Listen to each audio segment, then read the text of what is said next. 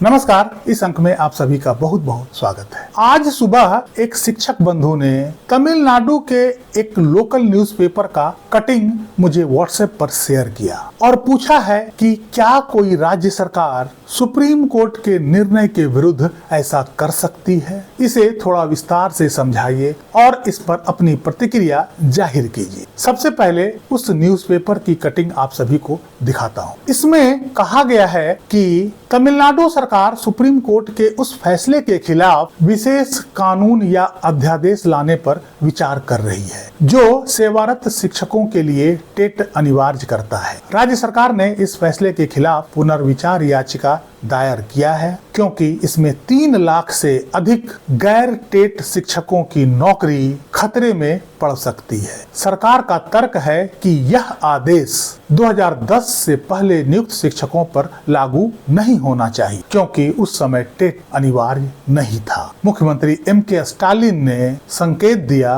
कि शिक्षकों के हितों की रक्षा के लिए राज्य सरकार हर संभव कदम उठाएगी। यह न्यूज़पेपर कटिंग आप ध्यान से देखिए। यह न्यूज़पेपर 11 अप्रैल का है और जहां तक मैं समझता हूं कि इस कटिंग में 2 तरह के बातों का जिक्र किया गया है। एक अध्यादेश लाने के बारे में और दूसरा टेट के पासिंग मार्क्स के छूट के बारे में। सबसे पहले अध्यादेश की बात करते हैं। RTE एक्ट एक केंद्रीय कानून है जिस पर सुप्रीम कोर्ट ने 1 सितंबर 2025 को अपना निर्णय सुनाया है। कोई राज्य सरकार इस केंद्रीय कानून पर अध्यादेश कैसे ला सकती है, यह समझ से परे लगता है। चूंकि केंद्रीय कानून में अध्यादेश केंद्र सरकार ही ला सकती है या उस पर कोई कानून संसद ही बना सकती है। किसी राज्य के विधानसभा को यह अधिकार नहीं है कि वे संसद द्वारा बनाए गए कानूनों का उल्लंघन करते हुए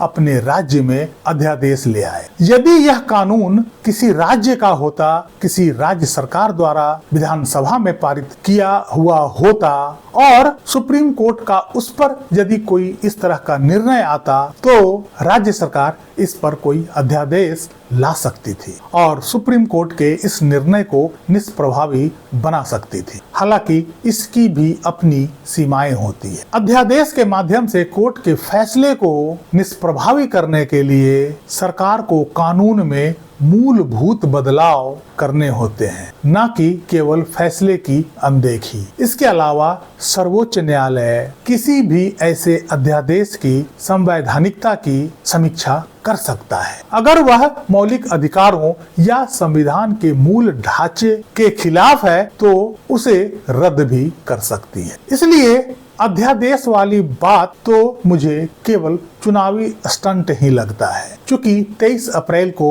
वहां चुनाव होना था। ऐसे में राज्य में सेवारत शिक्षकों के वोट को लुभाने के लिए इस तरह का बयान दिया गया लगता है। इस न्यूज़पेपर में जो दूसरी बात टेट पासिंग मार्क्स में छूट को लेकर कही गई है उसमें सत्यता हो सकती है क्योंकि वो राज्य सरकारों के अधिकार क्षेत्र की बात है। राज्य सरकारें अपने राज्य में लागू आरक्षण नियमों के अनुसार आरक्षित वर्ग के उम्मीदवारों को टेट पासिंग मार्क्स में छूट दे सकती है। इसीलिए इसमें जनरल कैटेगरी के उम्मीदवारों के लिए टेट पासिंग मार्क्स में कोई छूट नहीं दिया गया है क्योंकि ऐसा करने से NCTE के नियमों का उल्लंघन माना जाएगा और इसे इस आधार पर चुनौती भी दिया जा सकता था। लेकिन सवाल यह है कि यदि सेवारत शिक्षकों को टेट देना ही पड़े तो आखिर इस संशोधन का क्या लाभ? ऐसे में क्या राज्य सरकार